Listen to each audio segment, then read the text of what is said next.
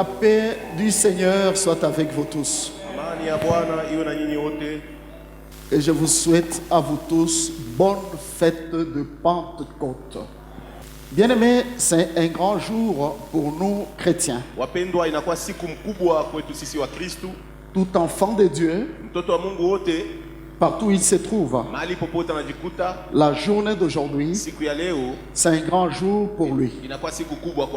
Du moins pour ceux qui ne comprennent pas la parole de Dieu ou même notre vocation. C'est la fête de la venue du Saint-Esprit sur terre. Le jour de Pentecôte, c'est le jour où le Dieu créateur a décidé de venir sur terre pour habiter dans l'homme. C'est un grand jour qui s'est levé où Dieu nous a visités. C'est un jour, à mon avis, qui a troublé toute la création.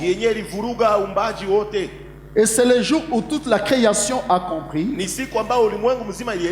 que quel est l'homme pour que Dieu puisse prendre garde de lui.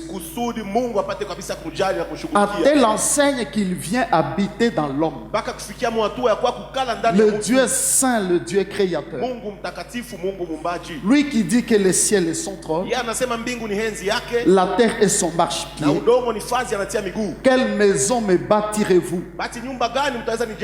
C'est par ce jour qu'il a montré qu'il n'habite pas dans les temples faits de main d'homme. Il a désiré habiter dans les temples qu'il a bâtis lui-même. Et ce temple-là, c'est l'homme. Alléluia. Amen. Voilà pourquoi il est écrit que nous sommes le temple de Dieu où habite le Saint-Esprit. Le corps, c'est le temple. Notre cœur, c'est l'autel de Dieu. Alléluia. Amen. Bien-aimés, si nous ne comprenons pas, nous serons comme les autres qui ne connaissent pas le Seigneur. Est-ce que nous pouvons nous lever et acclamer le Saint-Esprit? Nous l'acclamons très bien. Merci Saint-Esprit. Alléluia, alléluia, alléluia. Merci Saint-Esprit. Amen. Amen. Pour cette fête de Pentecôte, nous avons développé un thème que nous avions intitulé La doctrine du Saint-Esprit. La doctrine du Saint-Esprit. Il était important que nous rentrons dans la profondeur du Saint-Esprit pour mieux le connaître.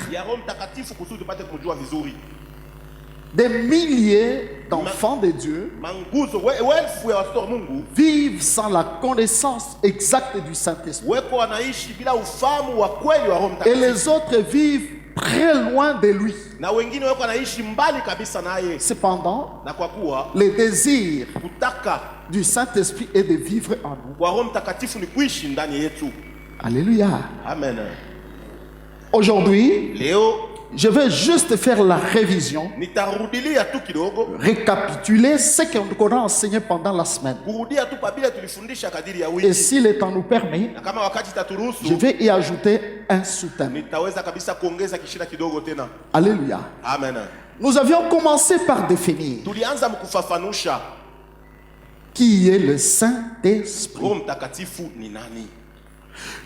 Nous avions dit que le Saint-Esprit est Dieu.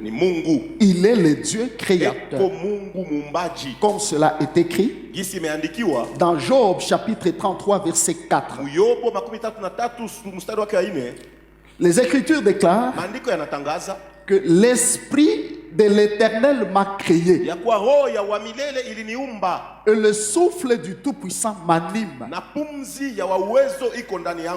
C'est écrit esprit avec E majuscule, nous l'avons dit.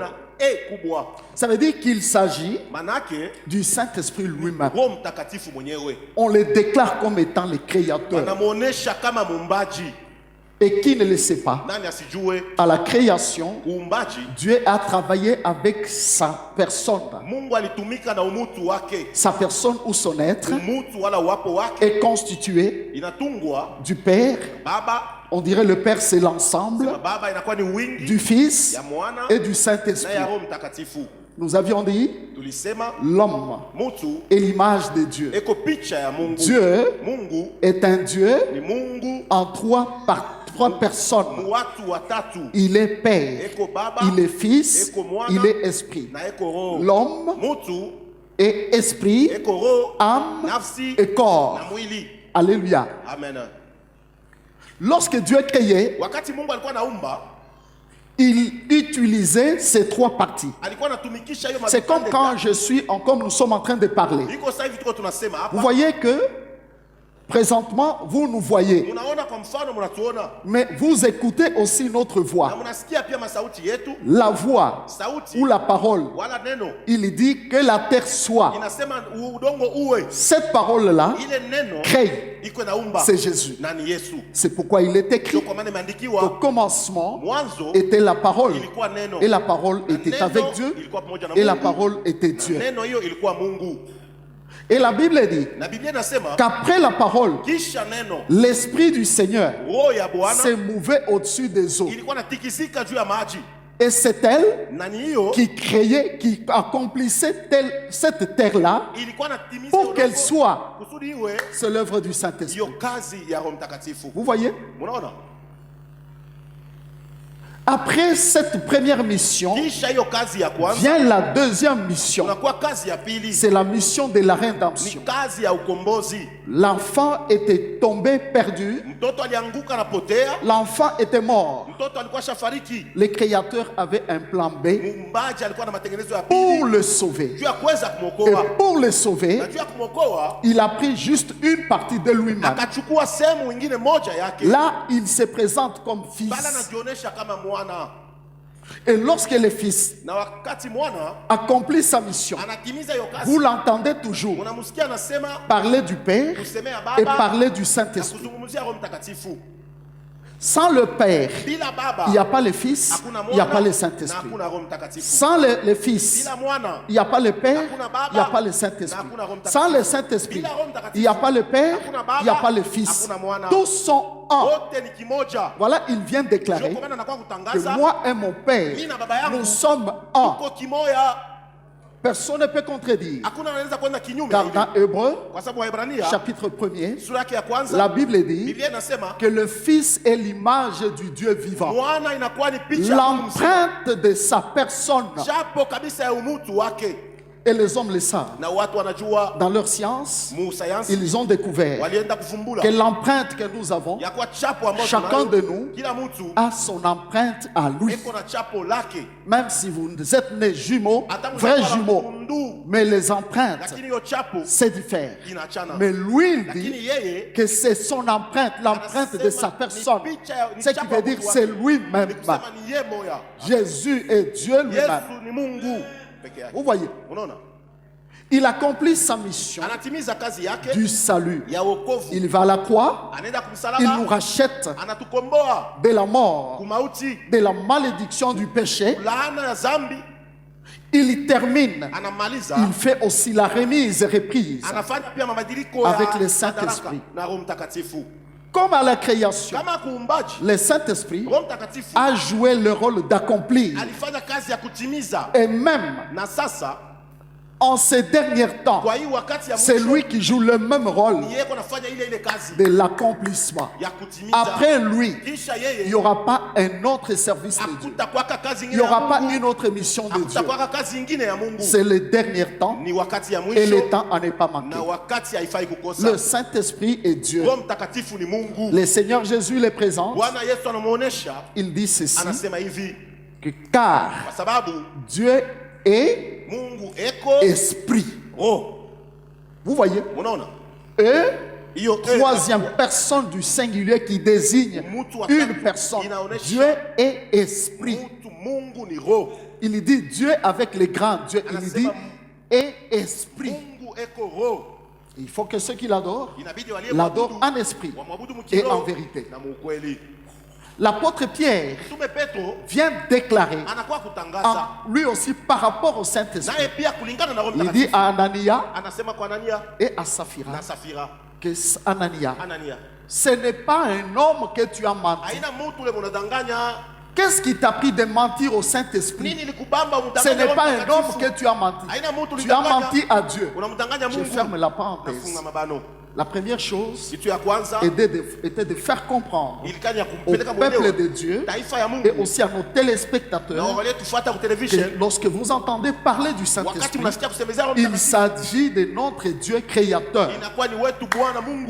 Et dans Job 33:4, nous avons dit, il déclare que le souffle du Tout-Puissant m'anime. Voyez le souffle tel que nous l'avons. Le souffle du Créateur, c'est le Saint-Esprit. Et c'est ce qui nous anime. C'est ce qu'il a soufflé dans l'homme. Et l'homme devient un être vivant. Si quelqu'un ne le sait pas, le souffle de Dieu, c'est le Saint-Esprit. Voilà, nous avons développé ce thème intitulé La doctrine du Saint-Esprit. Le Seigneur Jésus est venu sur terre et il a montré sa doctrine. En fait, ce que nous appelons doctrine, ça veut dire, c'est un mot qui vient du grec Torah, qui signifie ce que l'on reçoit. Autrement, ce sont les enseignements qui sont donnés à une catégorie de personnes afin qu'ils puissent marcher dans la même pensée, la même direction. Nous voyons les pharisiens qui écoutent Jésus qui parle. Ils voient Jésus chasser les démons. Ils s'exclament et disent, quelle est cette doctrine? Il parle avec autorité. Il chasse les démons et ils lui obéissent. Vous voyez, frère, on ne peut pas vivre avec le Saint-Esprit sans d'abord connaître sa doctrine. Sinon, on va passer à côté. On peut penser être avec lui, mais que l'on n'a pas, on ne l'a pas. Vous voyez, frère, il est important de connaître cet enseignement qui concerne la doctrine du Saint-Esprit. Notre texte de base est dans Actes des Apôtres chapitre 5, du 3e au 13e verset, si je ne me trompe pas. Si je vous demandais de lire Acte 5, 3 à 11. Nous allons consommer le temps. Mais je vais lire la Bible qui est au-dedans de moi pour gagner le temps. Et ce que je lis, vous les connaissez déjà. Il s'agit du temps des apôtres. C'est là que le Saint-Esprit est entré en action. Il continue le ministère que Christ a commencé. Vous voyez? Déjà au 5e chapitre, il commence à révéler sa doctrine. Et ce texte nous parle de l'histoire d'un couple nommé Anania et sa femme Saphira. Ils étaient des chrétiens. On les reconnaissait à l'église comme étant notre frère, notre soeur. Mais ces couples-là, je ne sais pas s'ils étaient déjà bien enseignés par rapport à la doctrine du Saint-Esprit ou comme tous les hommes, on peut les enseigner, mais ils laissent tout ce qu'on leur a enseigné à l'église et ils partent comme s'ils n'ont pas été enseignés. Gloire au Seigneur. Amen. Le Saint-Esprit était déjà en action. Comme il est toujours en action. L'église est dirigée par le pasteur Pierre. L'apôtre Pierre. C'était lui le pasteur de l'église de Jérusalem, l'église primitive. Voyez? On voit un couple qui vient faire un don à l'église. Comme tout souvent, l'église a besoin de telle ou telle chose. On appelle les enfants de Dieu. Venez, est-ce qu'il y a quelqu'un qui va participer? Quelqu'un peut servir son Dieu avec telle ou telle chose. On a besoin que l'œuvre de Dieu avance. Un couple touché, plutôt le frère Barnabas, je crois. Si je me suis trompé, bon. Voilà, il vient, il va sa propriété. Il vient avec tout l'argent. Il dépose au pied des disciples pour faire l'œuvre de Dieu. Alors ces couples voyant cela, eux aussi ont dit, nous allons aussi faire de même. Voyez? Ils viennent promettre. Ils ont dit aux apôtres que nous allons aussi vendre notre champ. Nous allons amener aussi l'argent comme a fait l'autre. Très bien. Et vous savez, frère, lorsqu'un homme décide de servir Dieu, Dieu lui fera rencontrer très vite même les moyens pour qu'il le serve. Ça n'a pas tardé. Ils ont vendu la propriété. Une fois que l'argent était en main, c'est fini. Un autre esprit les anime. Est-ce que vous me suivez très bien? Parce que pendant que je parle, ce sont les esprits négatifs qui animent beaucoup de gens, même à l'église aujourd'hui.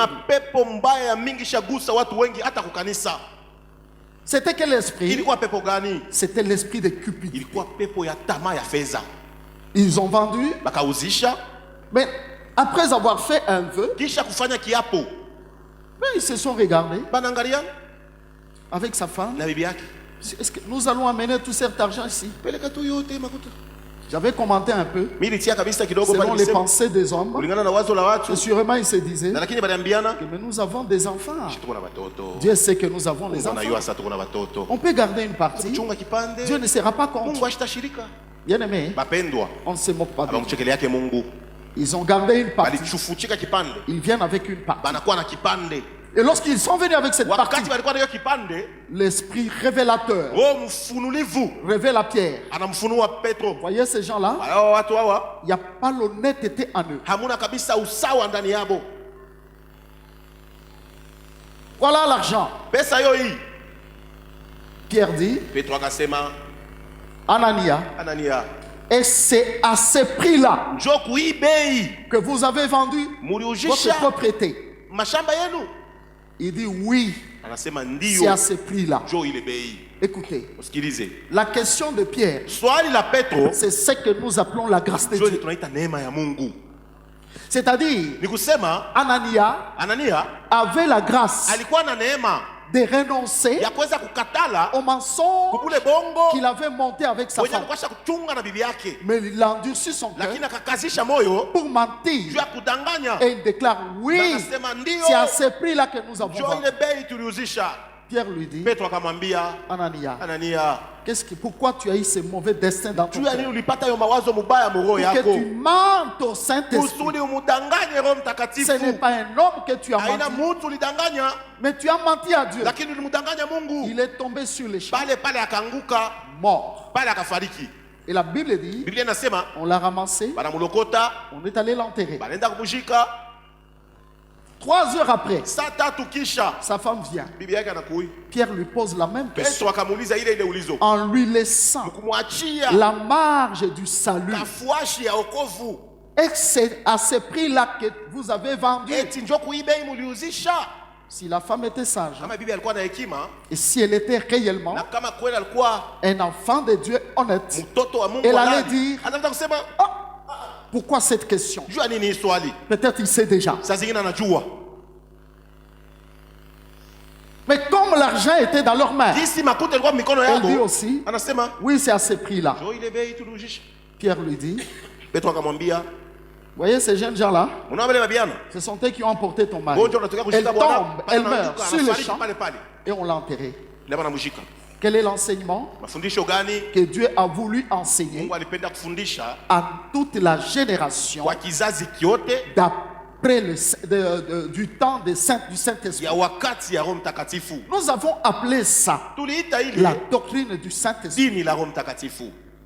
Vous voyez, Unaona?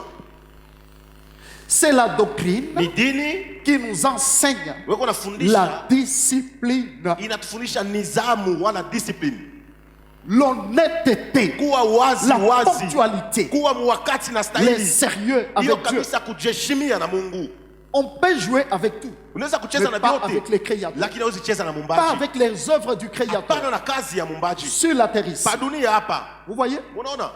la doctrine du Dini Saint-Esprit la Roho Mtakatifu consiste à comprendre inakuwa premièrement, kuelewa kwanza, quand je viens au Seigneur, wakati mnakuwa kwa Bwana, je n'y viens pas mishikuye avec la zizanie. na mvurugo. Vous voyez, Unaona?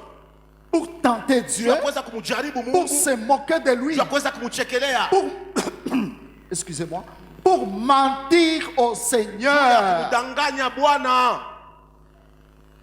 J'ai toujours appelé ça Mimi naitaka ile le zaidi mensonge qui coûte cher. bongo wa kulipiwa bei sana, Et ça leur a coûté la vie. Hein. na kabisa iliwachukua bei ya uzima. Vous voyez, frère, Unaona? la doctrine du Saint-Esprit, Dini la Roho Mtakatifu beaucoup ne sont pas dans ces disciplines. wengi hawana kabisa wenye kujiheshimia moyo wao. Lorsque nous venons au Seigneur, Wakati unakuwa kwa Bwana, bien-aimés, wapendwa, la première chose kitu ya à kwanza comprendre ya kuelewa est que ni kusema je suis en train de m'engager niko nejingisha dans une chose où mukitu kinye, soit j'ai la vie, wala niko na uzima, soit j'ai la mort. wala niko na mauti. Vous voyez, Unaona? je m'engage Mimi naingia amo dans une œuvre mukazi moja qui demande yenye inalomba beaucoup de discipline et du respect. nizamu sana na adabu, Et voilà, na kwa kuwa ce couple est mort. hiyo ndoa ikafariki, Dieu nous a laissé un enseignement Mungu alituachia mafundisho à partir de cet acte. kuanzia hiyo tendo, Et nous-mêmes aujourd'hui, nous na shi benye comprenons leo tunaelewa que le Saint-Esprit, ya kusema Roho ce Mtakatifu, temps que nous passons, hii wakati kwa tunapitisha ce n'est pas un temps haina wakati comme le temps de Christ, kama wakati ya Kristu, où les pécheurs ule watenda zambi pouvaient s'accrocher même à lui. waliweza kujiembelela hata kwake. Judas était caché, Yuda alikuwa shafichwa, il cachait sa cupidité. alificha tamaa yake ya fedha, Le Seigneur l'a laissé. Bwana alimwacha. Vous voyez, Munaona? avec le Saint-Esprit, Na Roho Mtakatifu on ne les ment pas. apamulandake. J'avais donné un exemple, Nilileta mfano, je le répète. narudilia hapo tena. Je viens à Christ Mimi nakuwa kwa Kristu et tous nous le savons. na wote tunajua, Nous avons ouvert nos bouches. tuko nafungula bino yetu, Nous avons déclaré, tulitangaza hivi, je t'accepte mimi comme mon Seigneur et mon nakuichika kama Sauveur Bwana na Mwokozi personnel. wangu wa upekee. Même le Saint-Esprit, Hata Roho Mtakatifu nous l'avons accepté. tulimpokea Je t'accepte na kuichika comme mon esprit kama roho qui wangu, doit vivre en unapasha moi. kuishi ndani yangu. Très bien, il n'y a pas de Uzuri, problème. hakuna mambo. Lorsqu'on a accepté Wakati unaichika et on y ajoute, na unaongeza hapo, Seigneur, je te donne ma vie, Bwana nakupatia maisha yangu, dirige ma vie. uniongoze. À ce moment-là, Ile wakati tu il ne t'appartient plus ni kusema ina kwako wewe à sasa diriger ou à gérer ta vie. kuanza kuongoza wala Parce que tu kuchunga l'as maisha déjà yako, donné au Seigneur. kwa sababu unampatia yo Bwana. Mais s'il arrivait que Kama inafika ya kusema tu fais cela, unafanya ile et vous le savez tous, na mnajua wote, on se répand tuko tunatubu kukiri de toutes les mauvaises choses kwa qu'on a faites. mabaya yote tuliyafanya. Ça veut dire, Ni kusema comme nous le disons toujours, gisi tunasemaka J'étais de l'autre côté. Un ravin au milieu. Et le Dieu créateur de l'autre. Il met le pont de la croix de Jésus. Là où il est mort pour mes péchés.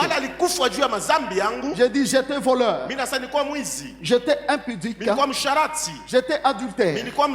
J'étais menteur. J'étais un homme plein de haine.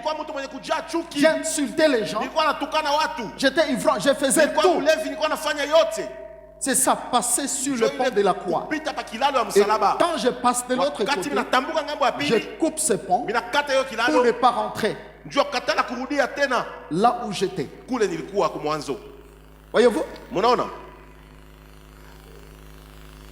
Et à ce moment-là, on est lavé, purifié par le sang de Jésus, son Fils, qui nous sanctifie. Et le Père nous accueille. Au ciel, hein, tous les ciels acclament. Et on fête. Il y a la joie au ciel. Lorsqu'un seul pécheur prend cette décision-là, c'est converti.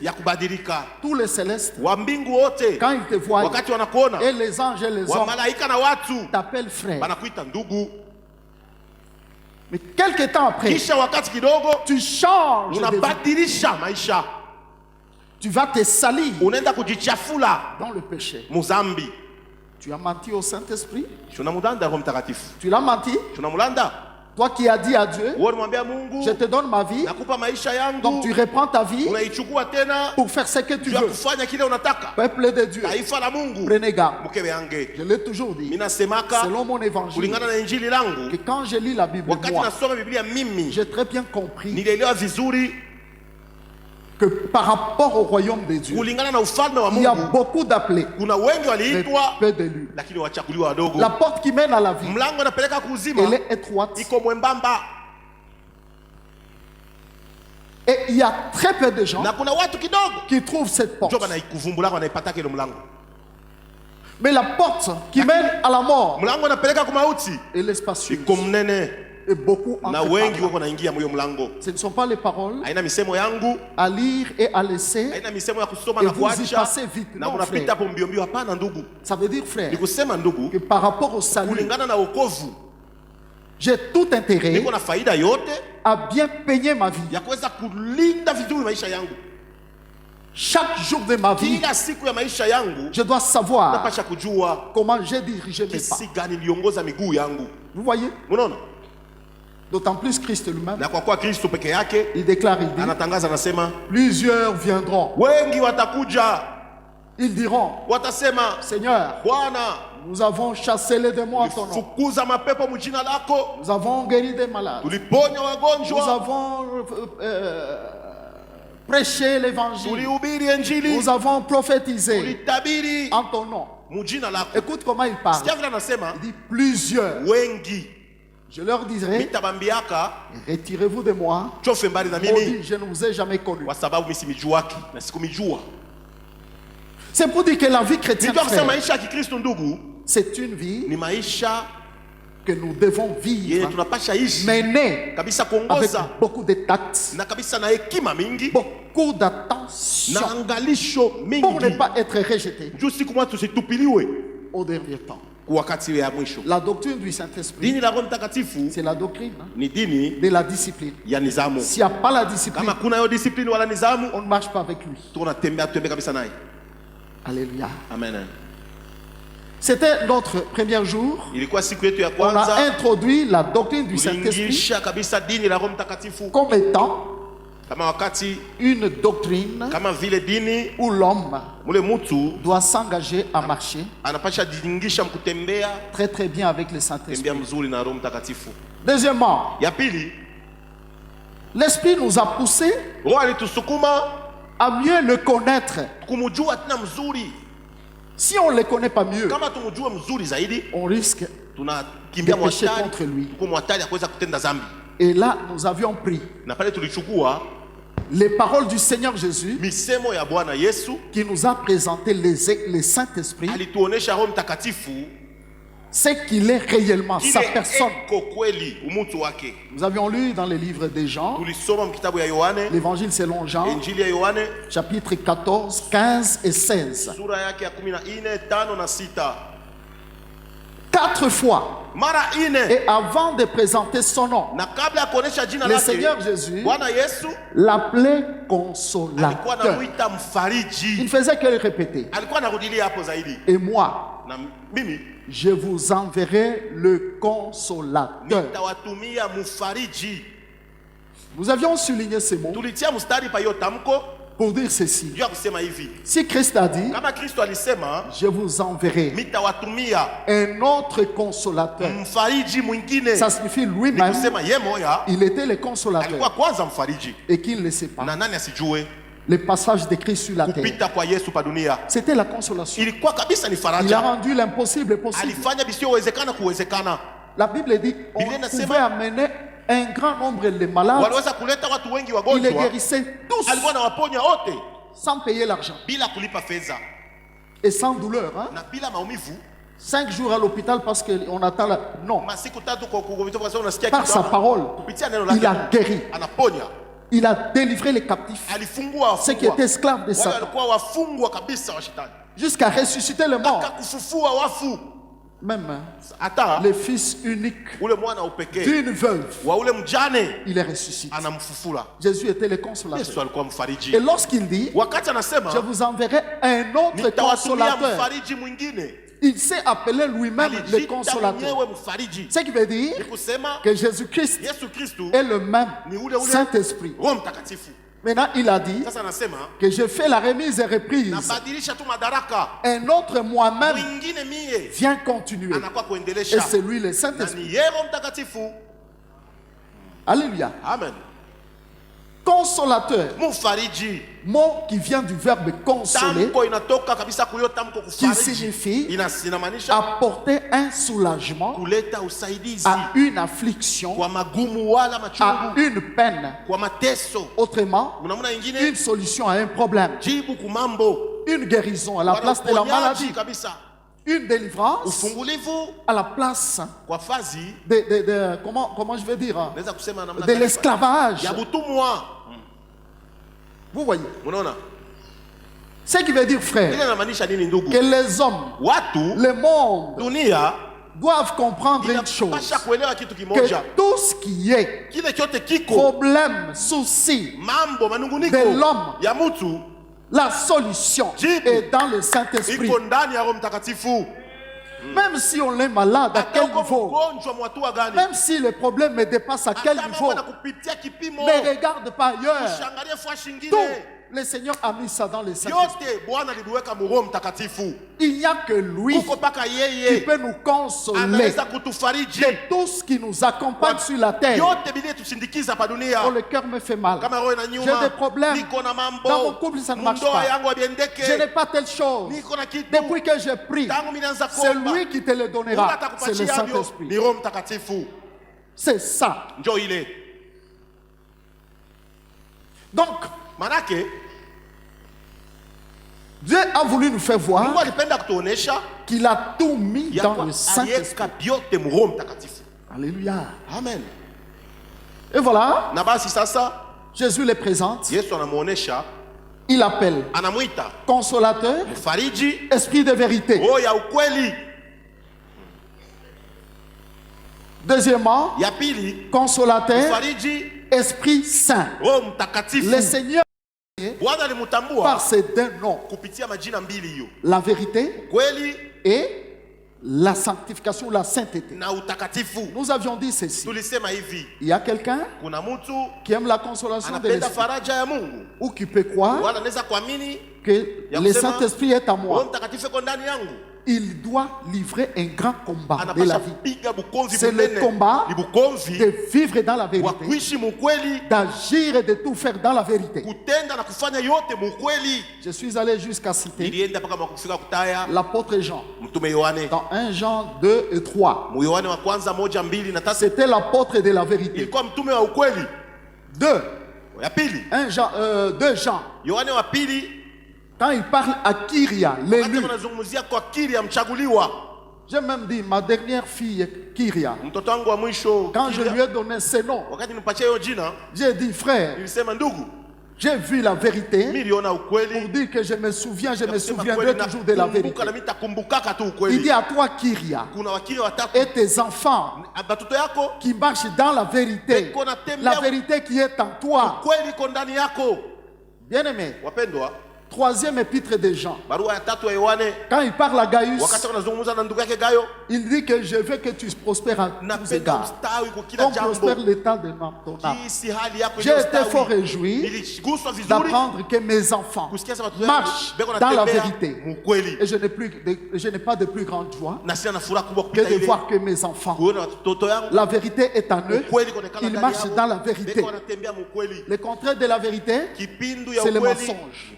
Et tous nous le savons. Nous vivons dans un monde de mensonges. Mensonges partout. Le père de mensonges, c'est Satan.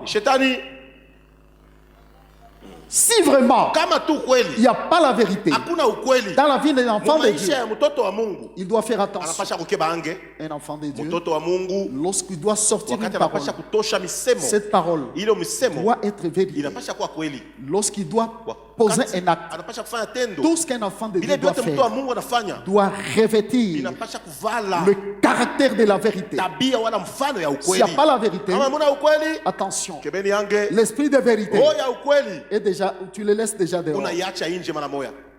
Et l'Esprit Saint, ce qui veut dire que sans la sainteté, parce que d'abord son nom, on l'appelle Saint-Esprit.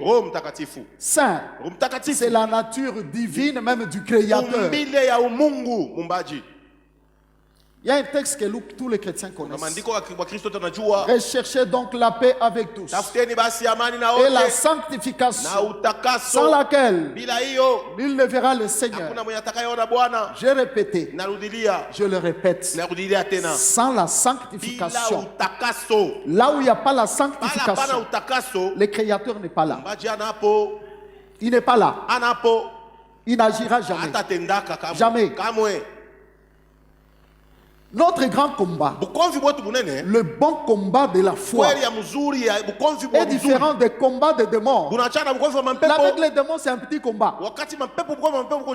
Il y a le combat qui doit faire en sorte que je me maintienne dans la vérité, dans la sanctification. Car si cette vie-là est en moi, sachez-le très bien, le Dieu créateur est en moi. Et je marcherai toujours vainqueur sur cette terre de vivant. Gloire au Seigneur Jésus. Amen. Vous voyez mes frères, mes sœurs, l'esprit de vérité, c'est de cette manière que Christ nous l'a présenté. Il y avait un autre Abena. J'avais dit ceci. Nos apôtres, les pionniers, les fondateurs de notre foi nous ont bien parlé. J'ai dit, dans la Bible, il y a des versets dangereux. Dangereux. Le premier verset dangereux, c'est ce que Paul dit dans Ephésiens 4 et 30. N'attristez pas le Saint-Esprit de Dieu par lequel vous avez été scellés pour le jour de la rédemption. Nous avons dit ceci. Malheur à ceux qui pensent que le Saint-Esprit est une influence. C'est juste une puissance. Et pourtant, la Bible nous révèle par ce texte qu'il a des sentiments. Il n'y a qu'une personne qui a des sentiments, qui peut être dans la joie et qui peut être attristé. Or, le Saint-Esprit parle même. Une influence, une puissance peut parler. Il a parlé à tout le monde, même maintenant. Il parle. Vous voyez? Il a parlé, il parle. L'attristé. Ce verset est dangereux. Nous avions dit ceci. Lorsque quelqu'un l'attriste, tu es en train de l'emprisonner. Tu es en train de le faire taire. Comme si tu ne veux pas qu'il se manifeste et que tu voies sa force, sa puissance. Nous avions dit, l'homme l'attriste à cause du problème caractériel. Vous savez, même sur la terre ici, lorsqu'on dit quelqu'un qu'il est mal éduqué, ça veut dire qu'il fait des choses contraires à la bienséance, au savoir-vivre. Donc quelqu'un qui a un caractère, peut-être de blesser les autres par le langage ou par un comportement. Alléluia. Amen. Et là, le Seigneur cite quelques cas par lesquels l'homme peut attrister le Saint-Esprit. Il parle par exemple de la colère. Une colère. Et visiblement, tu vois quelqu'un que lui, il est toujours colère. Quand il se fâche, il se fâche. Une semaine, 2 semaines. Et qu'un homme comme ça, vous allez croire qu'il a le Saint-Esprit. Si quelqu'un croit avoir Dieu, il vous ment. Vous voyez la colère. Et Dieu cite le péché qui quelques-uns chérissent, les impudicités, les animosités. Donc, tout ce que Dieu nous révèle comme étant péché. Prenons le cas d'un ivrogne. Le Saint-Esprit vit en toi et tu vas troubler tes bons sens. Voyez seulement un ivrogne. Dès que quelqu'un prend un verre, c'est fini, hein? Il change. Hein?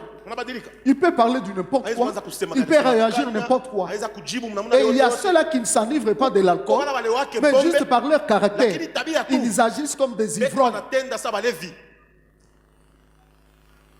Quelqu'un peut insulter quelqu'un ou blesser quelqu'un. Ces choses blessent, attristent le Saint-Esprit de Dieu. Ceux qui ont encore des caractères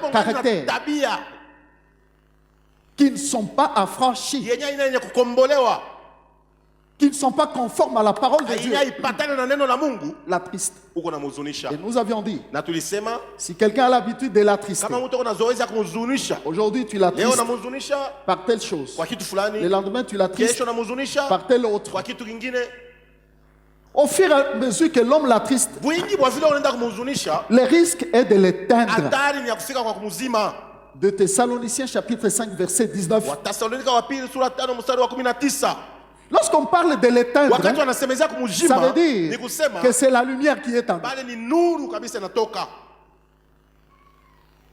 Quand on éteint la lumière, nous avions dit ceci, une fois que la lumière est éteinte, c'est fini. Qui aime les ténèbres? Même l'électricité ici. Dès que l'électricité est coupée, toute la maison est froide. On ne peut rien faire. Vous sentez, frère, que ce n'est pas la vie, ce n'est pas conforme à la vie. Même les moustiques qui étaient cachés viennent te piquer. Il arrive de celui, il en est de même, de celui qui éteint le Saint-Esprit.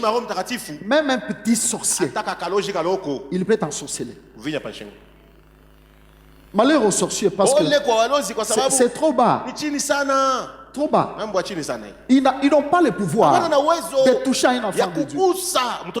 Mais si tu éteins cette lumière-là, ils vont te toucher. Alléluia. Amen. Après l'avoir éteint, on tombe dans ce que la Bible dit dans Hébreu. Chapitre 9, 10. La Bible dit quoi? On outrage. Et là, Dieu parle déjà du pire châtiment. Sera jugé digne. C'est lui qui aura foulé au pied le Fils de Dieu. Nous avions dit le Fils de Dieu. tulisema hivi mwana wa Mungu C'est la parole que vous ni écoutez. neno ambapo kwa mnasikia Quelqu'un peut fouler la mtu anaweza parole. kuikanyanga kwa mikulu. La parole lui dit fais Neno ça, anamwambia fua hivi, va à gauche, uende va à kushoto, droite. uende kuume. Lui, il fait le Yeye contraire. anafanya kipindu. Tu fous le pied le Fils de Unakanyanga Dieu. kumikulu mwana wa Mungu. Deux. Ya pili, Qui aura profané le sang de ataweza l'alliance kufuru damu ya agano par lequel il a été kupitia sanctifié. ile ambayo Ça veut dire yalitakaswa. le sang de Christ. Damu ya Kristu Ça veut dire quoi? manake nini?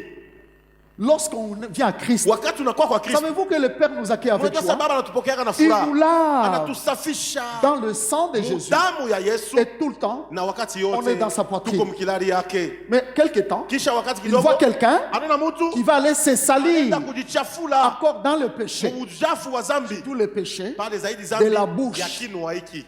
La bouche ici, Kinwa hiki c'est une servante inakuwa kabisa qui mtumishi, amènera beaucoup de gens atapeleka en watu wa enfer. mingi kabisa mgeena Par elle, kusema comme pouvait dire l'apôtre Jacques, gisi mtume aliweza kusema on vient rendre gloire à Dieu. unakuwa kusifu C'est Mungu par elle compris. kupitia kile kimo Même on chasse les démons. unafukusha Et mapepo c'est par la même ndio bouche. kile kino kimoya On parle la mêle uko des autres, unasemea mabaya ya on mwingine, méprise, uko na chukia, on injurie, uko unatukana, on humilie uko unapatisha la haya bouche. kinwa Parce que le péché zambi entre inaingiaka par plusieurs portes. mwa milango Il mingi, y a la bouche, uko kinwa, les yeux uko macho, et notre monde na dunia d'aujourd'hui yetu ya leo hii que Satan a piégé. shetani ashakuteka. Si tu regardes Kama tout, unaangalia vyote tu peux pécher par les yeux, utatenda dhambi kupitia macho, par les oreilles kupitia mashikio et par la na pensée. kupitia mawazo. C'est la porte de Ndio l'esprit. mlango ya roho.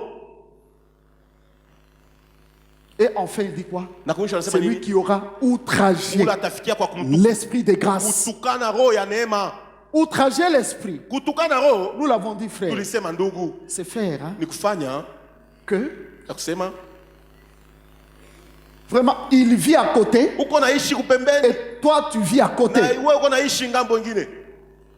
En passant, j'avais dit ceci. Mkupita nilisema hivi, Les hommes blessent le Saint-Esprit watu wako na muumiza Roho Mtakatifu. Ah. Ya kwanza lorsque wakati ils ignorent sa présence. wanabisha wapo wake. Deux, Ya pili ils ignorent sa voix. wanabisha katala njia Trois, zake. Ya tatu ils ignorent sa direction. wanakatala uongozaji wake. Or, c'est lui Amen. qui est venu nous conduire. Ni yeye alikuwa kutuongoza. Il te parle. Donc, Anakusema quelqu'un ne sait même pas que quand je suis là, Sasa, le gisi niko hapa, Saint-Esprit est là. Roho Mtakatifu yuko hapo. Et après avoir tombé Na kisha kuanguka dans cet outrage contre le huyo Saint-Esprit, kutukana kwa Roho on Mtakatifu, va tomber maintenant unaanguka sasa dans les derniers crimes. muile hatari ya mwisho Blasphémer kabisa, kuweza kukufuru kusema le mabaya. Saint-Esprit. Roho Mtakatifu,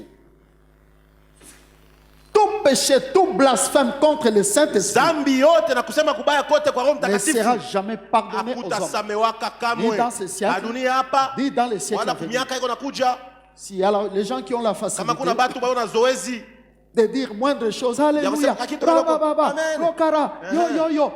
Très bien. wafu wako, Mais attention, lakini kebange ce que tu fais là, ile unafaa pale, regarde d'abord ton comportement, ton caractère, angalia kwanza tabia na mwenendo yako, ta manière de faire. namna yako ya kufanya. Tu es un homme droit Uko mtu wa ou kunyoroka, tu as la haine en wala toi, gari na chuki ndani yako, tu as encore un langage ungali facile na misemo miepesi, à parler en mal, kusema mabaya, à s'aimer, kupanda s'aimer même les mauvaises choses, kupanda hata vitu vibaya, peut-être dans les cœurs des saa zingine autres, maroho ya bengine, calomnier. kushimanga. Vous voyez, frère, Munaona ndugu, et quand on blasphème, na kama kweli unaenda le Seigneur a dit très Bwana clairement, anasema mzuri, il n'y aura point de pardon. hakuna buluma. Quelle doctrine? Dini gani? Là où Dieu dit, Ule Mungu anasema il y a des choses dont il ne kuko pardonnera binye pas. Vous bitu asitasameaka.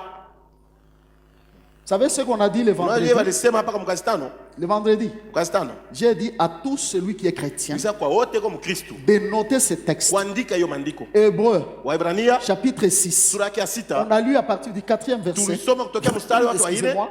Frère, Ndugu, la Bible dit Biblia quoi? inasema nini? Car il est Kwa impossible sababu iko isiyowezekana que ceux wale wenye qui ont été une fois éclairés, waliweza kuangaziwa hata mara moja.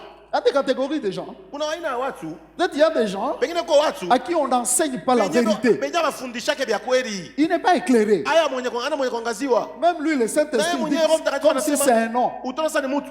Comme les gens peuvent penser, le Saint-Esprit, quand je parle en langue, Nikisema lugha. parler en langue, Sema lugha. c'est juste ses dons. Inakuwa zawadi tu. Lui-même, Ye mwenyewe c'est un Dieu véritable et vivant. Dieu t'éclaire. Il t'enseigne toute la vérité. Et la Bible dit, et qui ont eu part au Saint-Esprit. Vous savez, avoir part au Saint-Esprit. Vous savez ce que ça veut dire? Vous savez, même lorsqu'on annonce la parole, vous nous voyez, nous, hein? En réalité, c'est le Saint-Esprit qui enseigne. Avoir part au Saint-Esprit, est-ce que quelqu'un peut dire que j'ai été guéri par le son du Saint-Esprit?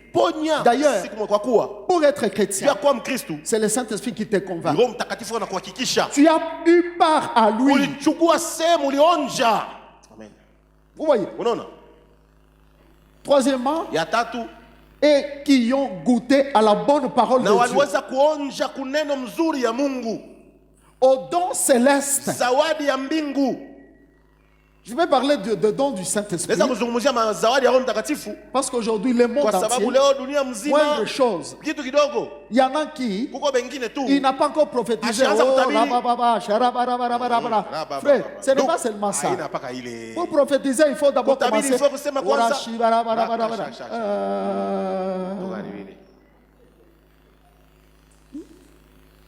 C'est bien de dire ça. Tu veux voir que moi j'ai eu part au don. Hein? Mais la Bible dit, et qui sont tombés, soient encore renouvelés pour repentance. Parce qu'ils crucifient pour leur part le Fils de Dieu et l'exposent à l'ignominie. Ça veut dire quoi? Si quelqu'un croit être chrétien, mais il commence à flirter avec le péché, sur le plan spirituel, Dieu les voit en train de crucifier encore Christ. Il n'est pas différent des soldats romains. Le temps où Dieu a eu mal dans son cœur, c'est le temps où on sacrifiait Christ à la croix. Et Dieu te voit, tu es en train de le ramener à la croix. Oui, frère. La doctrine du Saint-Esprit, c'est une vie de discipline, une vie où quelqu'un doit vivre. Il sait que je ne vis pas pour moi-même. Comme Paul qui dit, ce n'est plus moi qui vis, c'est Christ qui vit en moi. J'ai substitué toute ma vie à Christ. Et nous avions encore enseigné sur un élément que la Bible dit que celui qui a des oreilles entende ce que l'Esprit dit aux églises.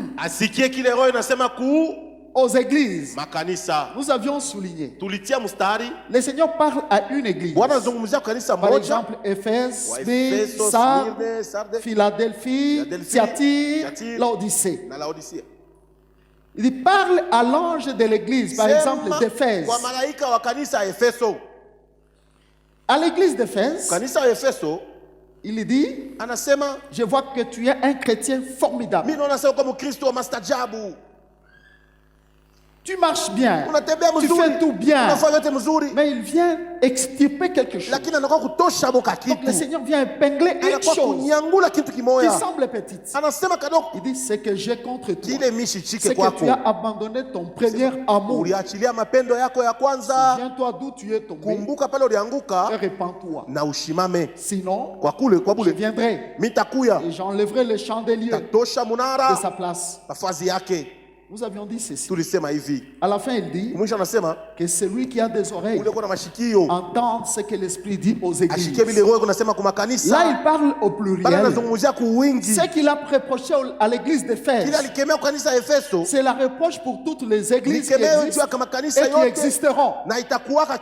Le premier amour. Est-ce que beaucoup de gens, d'abord est-ce qu'ils savent que la Bible dit que le Saint-Esprit parle à l'église? Et si tel est le cas, je dois tout faire pour courir et écouter mon professeur, le Saint-Esprit. Dans les temps, il y a 20-30 ans, on voyait les chrétiens aimer l'église. Quand il s'agit d'un culte, enseignement, tous les enfants de Dieu ont leurs notes, leur Bible, ils apprennent. Mais aujourd'hui, regardez-vous, beaucoup n'ont même pas de Bible. Les autres, il a la Bible, il note même pas. Comme c'est pour dire que ça ne m'intéresse pas. C'est comme ça que vous avez étudié à l'université.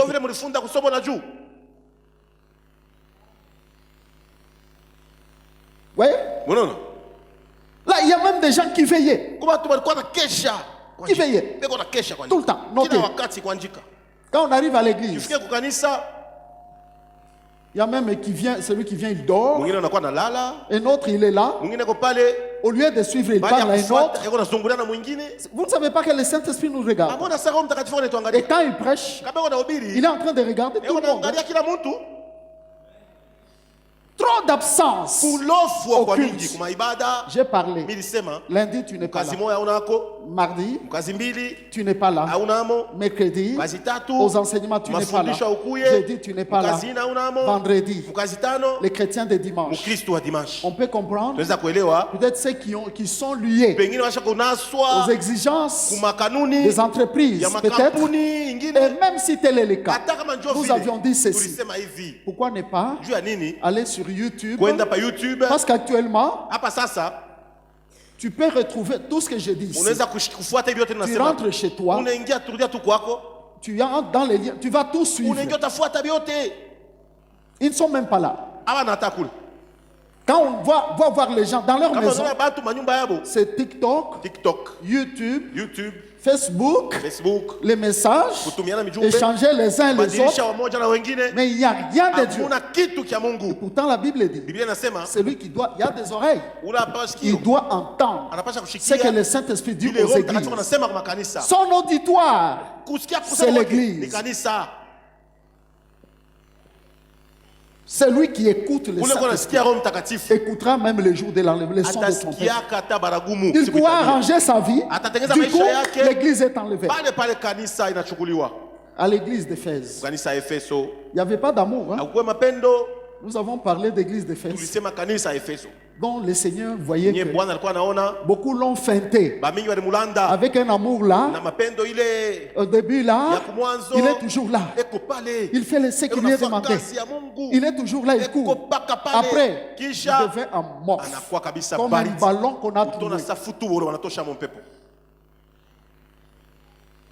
Je saute. Il y a les églises où il a reproché des fausses doctrines. Voyez? Des doctrines de Balaam, de Balak, Nicolaïtes. Et j'ai parlé même de la doctrine de Jézabel, que l'on laisse enseigner. Tu as laissé cette femme-là, Jézabel, enseigner et séduire mes serviteurs. Je n'ai pas eu honte, je l'ai dit, j'ai enseigné. La Bible dit, frère, qu'il n'y ait pas parmi vous beaucoup de gens qui se mettent à enseigner. Car nous serons jugés sévèrement. Oh non, tout le monde doit enseigner. Alléluia. Amen. Et surtout les femmes, celles qui vont enseigner. D'ailleurs, la Bible, nous avions lu quoi? Le Seigneur dit à Jézabel, je lui ai laissé le temps qu'il se répande. Sinon, je vais le jeter au lit. Elle et tous ses enfants. J'ai parlé des enfants de Jézabel. Ce sont ceux-là qui s'adaptent à son mode de vie. Elle était impudique. C'est d'elle qu'est venu le maquillage. Ça, pour les femmes, on va prendre même les cheveux des gens en main ce soir. On a parlé des doctrines. Et la dernière doctrine, l'Esprit dit à l'église de Laodicée, l'église des faiblards, ils n'ont ni foi, ni bouillant, tiède. On ne sait pas s'ils sont chrétiens ou s'ils ne sont pas. Un chrétien qu'on ne voit même pas dans la maison de Dieu. Peut-être on le voit rarement, on l'oublie même. Tu es chrétien. Et Dieu vous bénisse. Mungu awabariki.